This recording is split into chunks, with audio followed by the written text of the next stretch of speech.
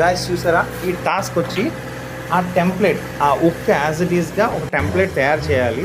మనం దాన్ని proper dimension తీసుకుని చేయలేమని చెప్పి అడు ఏం చేసాడు, కిందన ఒక రాడ్ లాంటిది ప్రాపర్గా ఉన్న బెండ్స్ లాగే ప్రాపర్గా ఒక రాడ్ని బెండ్ చేసి దాని మీద కూర్చోబెట్టాడు. అది నీట్గా కూర్చున్న తర్వాత ఆ టెంప్లెట్ షీట్ మీద క్లియర్గా కట్ చేసి, ఆ కట్ చేసిన తర్వాత ఆ షీట్ పెట్టి ఒక్కొక్క హోల్ మార్కింగ్ చేశాడు. చాలా నీట్గా చేశాడు.